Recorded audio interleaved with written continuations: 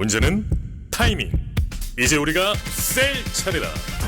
셀 타이밍을 알려주는 유안타 T레이더. 잘 파는 게 투자다. 유안타 증권.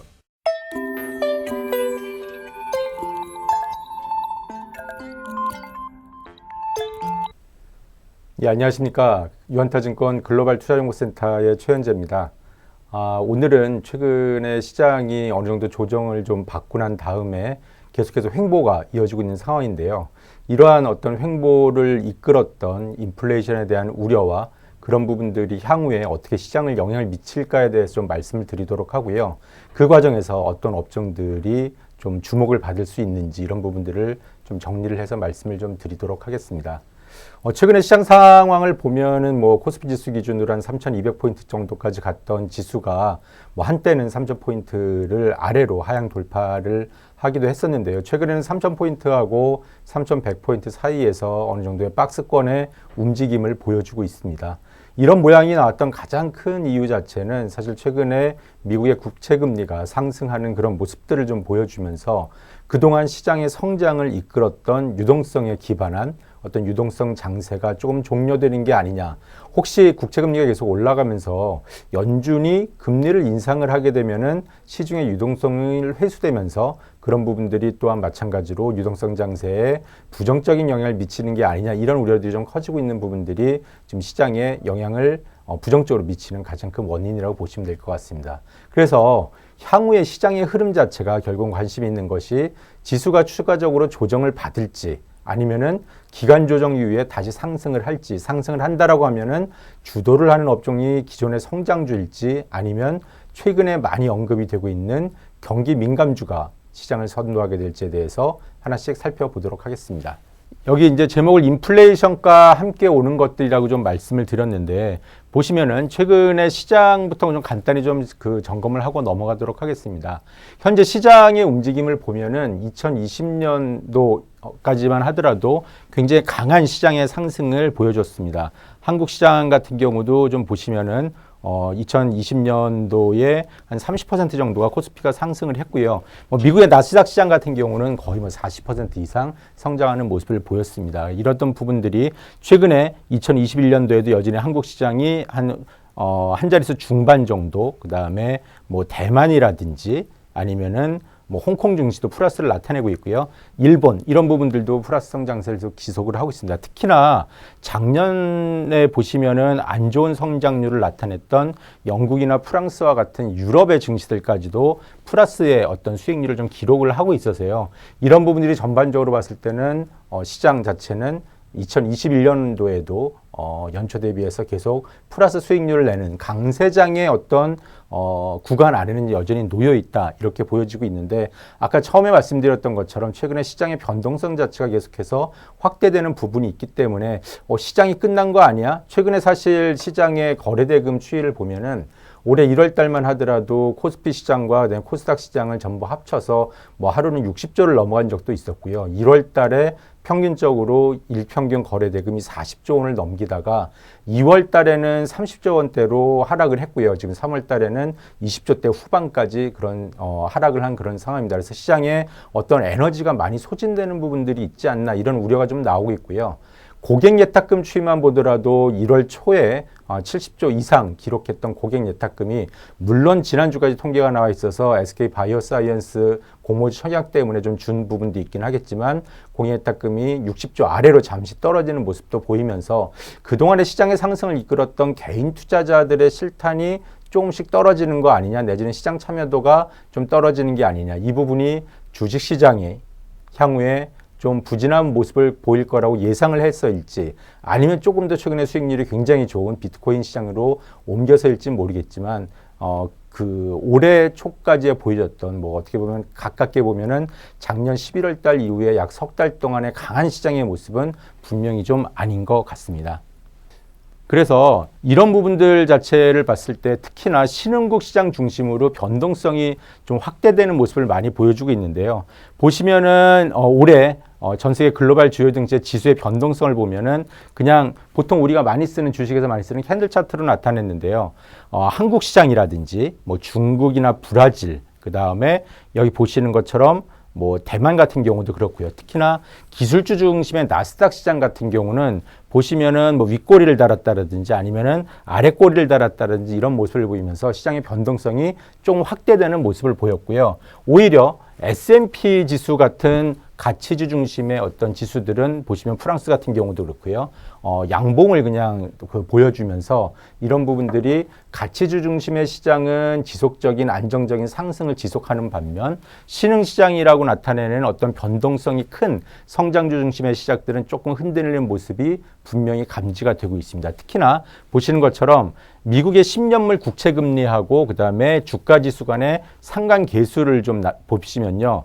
2017년부터 2020년까지 뭐 미국의 S&P 시장이건 아니면 나스닥 지수건 보시면은 플러스를 나타내다가 올해 들어서는 마이너스의 상관계수를 보여주고 있습니다. 이게 마이너스의 상관계수라는 의미가 어떤 의미냐면은 일반적으로 금리가 오르는 시장에 봤을 때는 금리가 올라 시장이 굉장히 경제가 좋네. 그러니까 우리 주식도 같이 올라야지 주가 지수도 올라야지 이런 부분을 보이면서 플러스의 상관관계 금리가 오를 때 지수 상승하는 모습을 보였지만 올해 들어서는 금리가 상승할 때 지수가 금리가 상승하네 오늘은 주식을 팔아야 되겠군 이 얘기는 지금 그동안에 성장을 했고 그다음에 상승을 했던 주식시장의 성격 자체가 유동성에 기반해서 낮은 저금리 상황에서 미래에 돈을 벌어올 거라고 하는 성장주들이 어떤 그 캐시플로우 자체를 현재 가치로 디스카운트한 금액 자체가 굉장히 크게 느껴지다가 금리가 상승하게 되면서 10년 후나 20년 후에 벌어진다는 돈의 가치가 금리가 상승을 하면 지금 시장에서 봤을 때 굉장히 낮아지기 때문에 성장주에 조금 부담을 나타내는 부분들 이런 이유 때문에 최근에 좀 마이너스의 상관관계를 보이고 있는 부분들이 있습니다. 그래서 이 말씀은 결국은 성장주, 뭐 국가로 따지면은 선진국이 아니라 신흥국들, 그 다음에 금융상 자산으로 따지면은 주식이 아니라 어떤 그 주식이 좀 위험한 이런 부분들, 즉 위험 자산에 대해서 약간 회피하는 그런 모습들이 나오고 있는 것이 아닌가 이런 좀 우려를 좀 낳고 있습니다. 최근에 미국의 그 국채금리의 움직임을 좀 보도록 하겠습니다. 미국 국채금리는 보시면은 지난 주말에 다시 1.6%를 상향 돌파하는 모습을 좀 보여주고 있습니다. 작년도에 코로나19로 해서 금리가 많이 빠졌던 거에 비하면 가장 가파르게 좀 올라왔다고 보시면 될 것 같고요. 보통 경제 주체들의 경기에 대한 관점을 나타내고 있는 10년물과 2년물 국채금리의 차이, 장단기 금리차 같은 경우도 2019년도 4분기에 오히려 역전됐던 단기금리가 더 높았던 그런 시기를 지나서 최근에는 다시 한 2015년 수준까지 회복되는 이런 모습들을 보인다라고 지금 지표가 보여주고 있습니다. 이 얘기는 결국은 경제의 어떤 채권이라든지 이런 쪽을 트레이딩할 쪽에서 향후의 시장의 흐름은 내지는 향후의 경제 자체는 매우 빠르게 회복될 것이라는 것을 금융시장에서 반영을 하고 있다고 좀 보시면 될 것 같고요. 이런 부분들 자체가 결국은 최근에 주시장의 디스카운트 어떤 할인율과 밸류에이션과 맞물리면서 시장의 조정을 좀 이끌었다고 보시면 될 것 같습니다.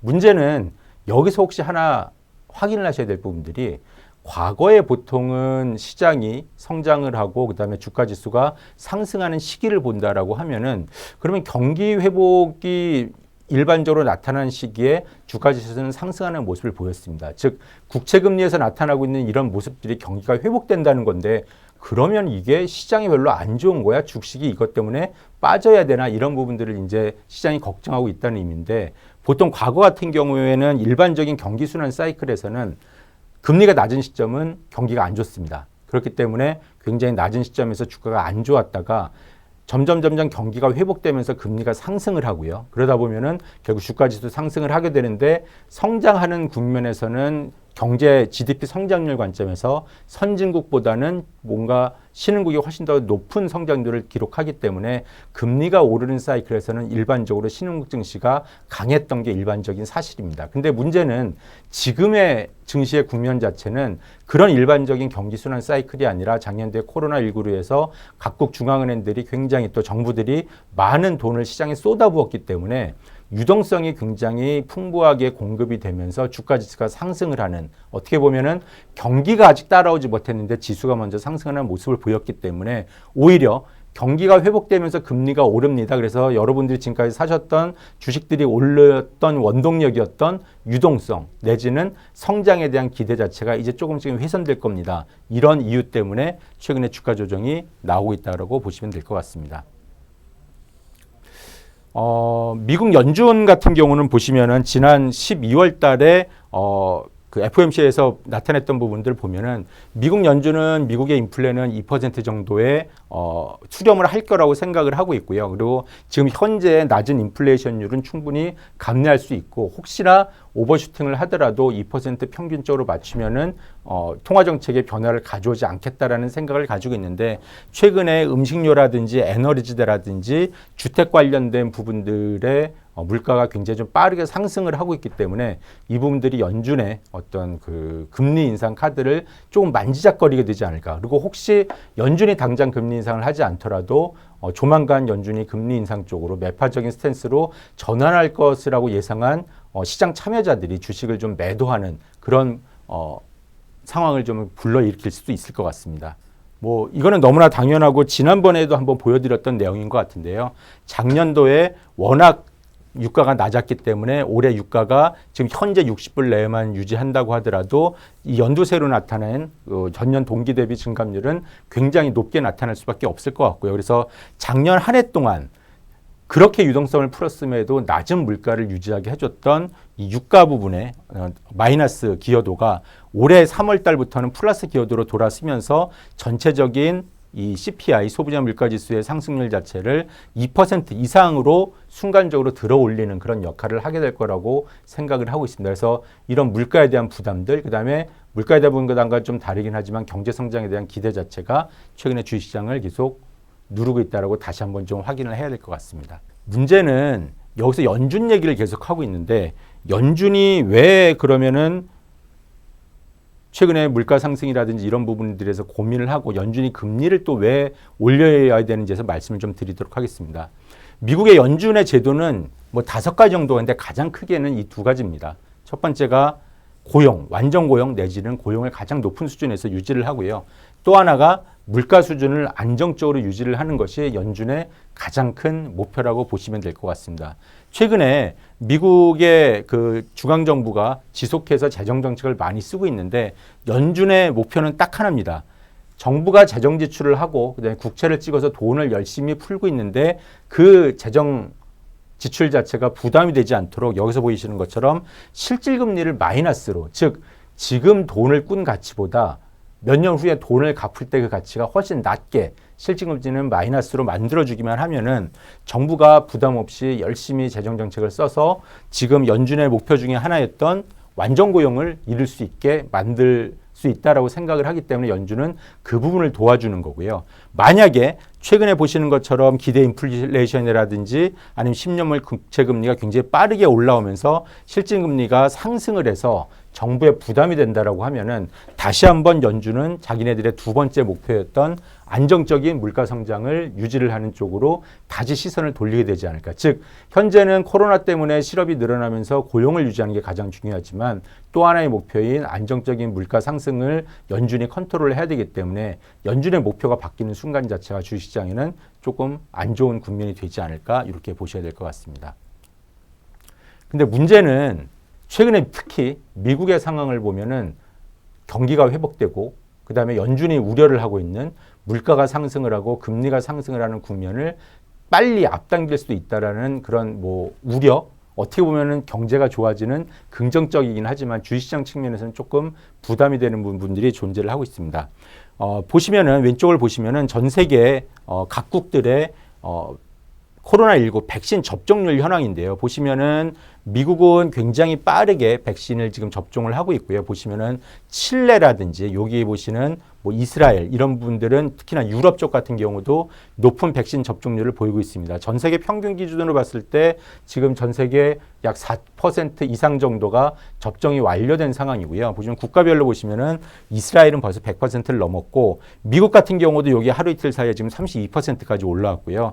대부분의 유럽 국가들이 10% 이상의 접종률을 보이고 있습니다. 이 말씀은 뭐냐면은 그동안 코로나19 때문에 밖으로 못 다니고 경제활동을 못하고 식당을 못 가고 뭐 여행을 못 다녔던 경제 주체들이 백신을 맞게 되면 1년 동안 억눌렸던 소비를 언젠가 터뜨릴 수 있는 그런 시간이 점점 다가온다고 말씀드릴 수 있을 것 같습니다. 지금 보시면은 3분기 정도가 되면은 백신 접종률이 전 세계적으로 굉장히 높은 수준까지 올라와서 경제가 정상화될 수 있지 않을까 이런 기대들을 좀 많이 하고 있는데 이제 경제 정상화가 올 수 있는 시기는 시간상으로 얼마 남지 않았다. 이렇게 좀 보시면 될 것 같고요.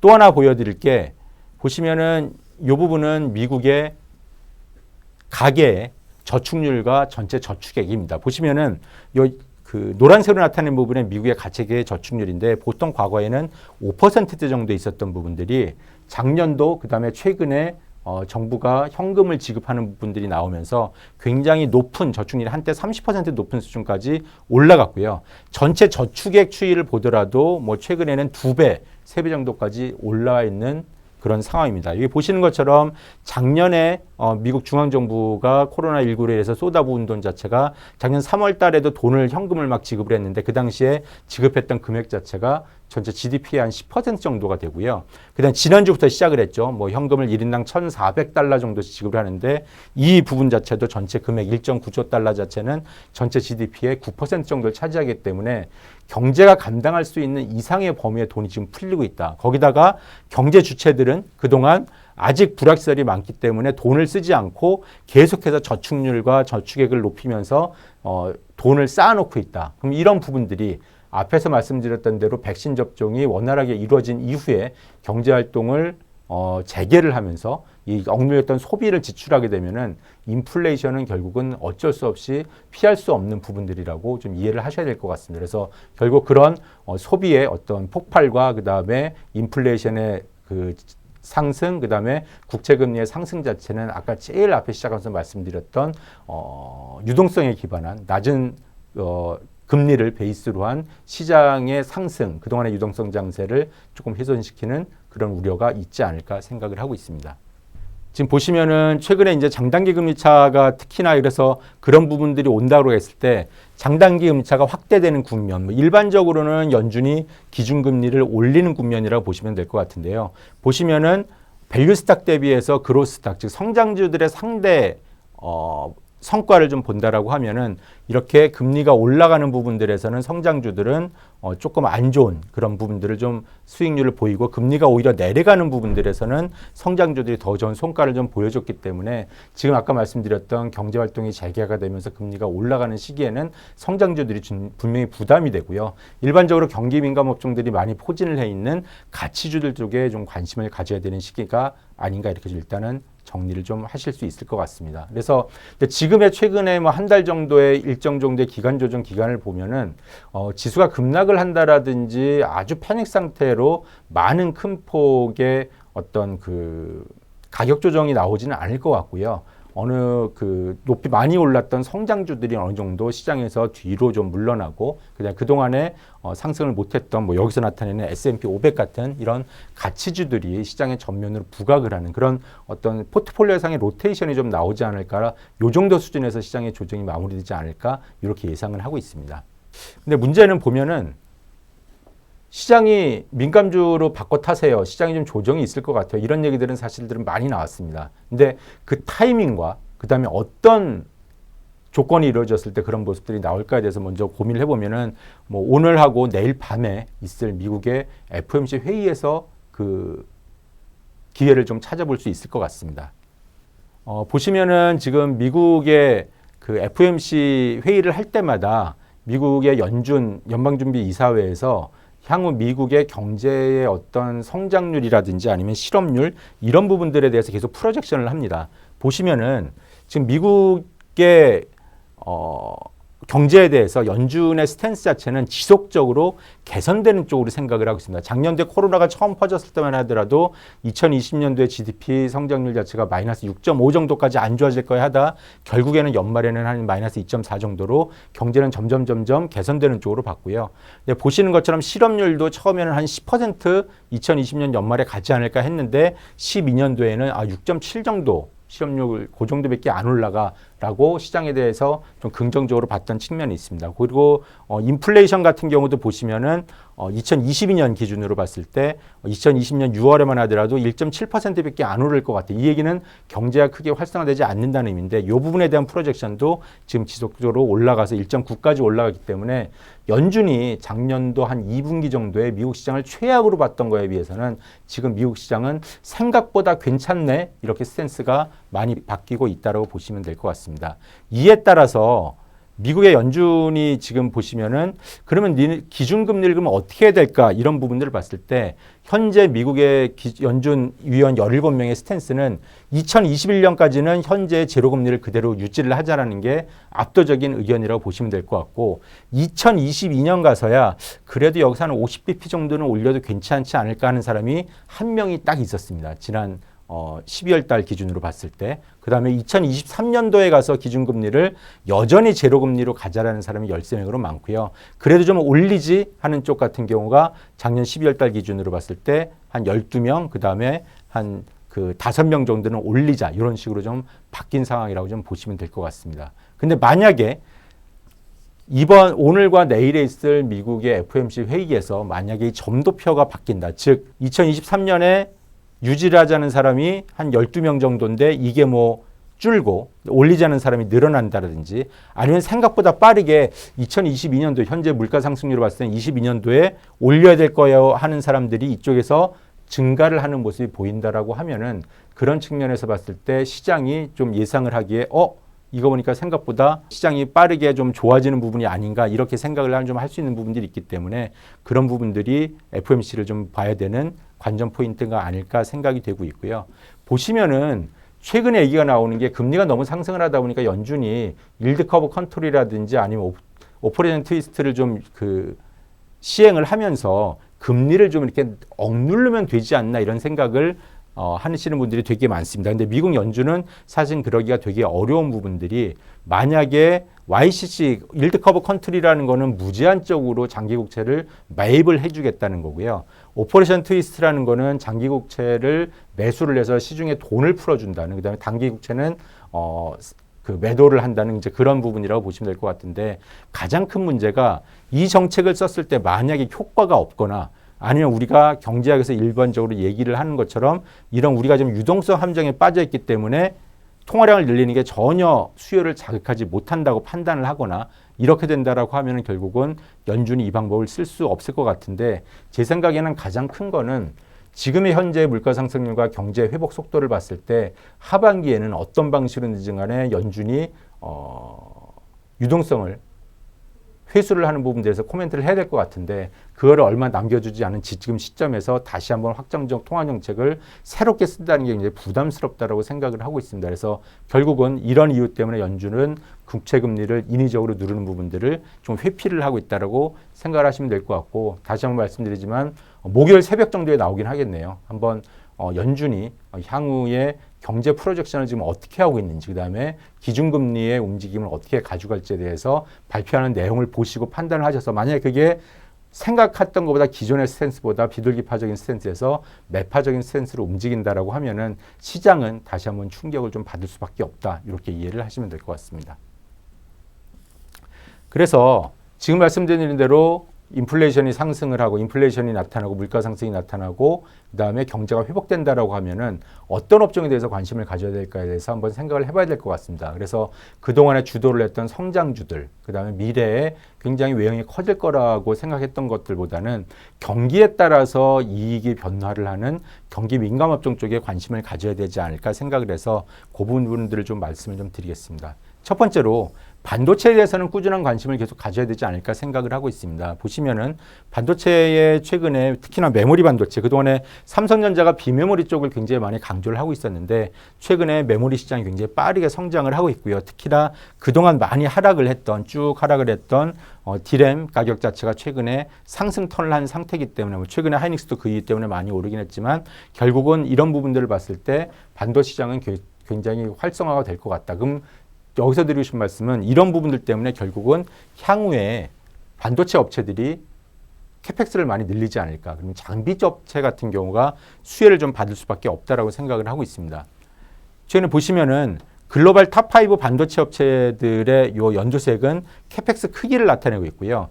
우리나라의 코스닥에 있는 반도체 장비 업체들이죠. 대부분 소재 업체들이나 얘네들의 어떤 움직임 자체를 봤을 때는 글로벌 기업들의 캐펙스에 따라가는 부분을 보였기 때문에 올해도 이 정도로 캐펙스가 늘어나는 모습을 보일 거기 때문에 결국 장비 업체들의 주가 자체도 올해는 좋을 가능성이 높다. 특히나 또 하나 삼성전자가 그동안 디램 시장이라든지 낸드 시장에서 점유율이 조금씩 하락하는 모습을 보였기 때문에 그동안에 비메모리에 집중하긴 했지만 최근에 메모리 쪽 시장도 워낙 좋은 부분이 있다 보니 아마 삼성전자도 올해는 투자를 좀 늘리는 부분들, 특히나 메모리 쪽으로 늘리는 부분들이 예상이 되고 있어서 관련된 장비 업체에 대해서도 한번 관심을 가져야 되겠다. 이렇게 좀 말씀을 드릴 수 있을 것 같습니다. 그래서 지금 이제 마지막으로 지금 말씀드렸던 경기 민감 업종들의 어떤 주요한 실적 동향에 대해서 한번 체크를 해보도록 하겠습니다. 올해 전체 코스피 200 대부분의 이제 기업들이라고 보시면 될 것 같은데 이익 증감률이 가장 좋은 시기는 올해 1분기입니다. 80% 가까이 이익이 증가를 할 거고요. 2분기, 3분기, 4분기 모두 높은 성장률을 기록을 할 걸로 예상이 됩니다. 그거를 주도하는 업종 자체는 보시는 것처럼 1분기, 2분기 전부 다 실적이 좋아지는 부분들이 산업재라든지 그다음에 자동차, 그다음에 뭐 이런 부분들이 백화점 이런 부분들에 있는 경기 관련 소비재, 철강 화학의 소재, 그다음에 IT 쪽 같은 경우가 관심을 가져야 될 섹터라고 좀 보시면 될 것 같고요.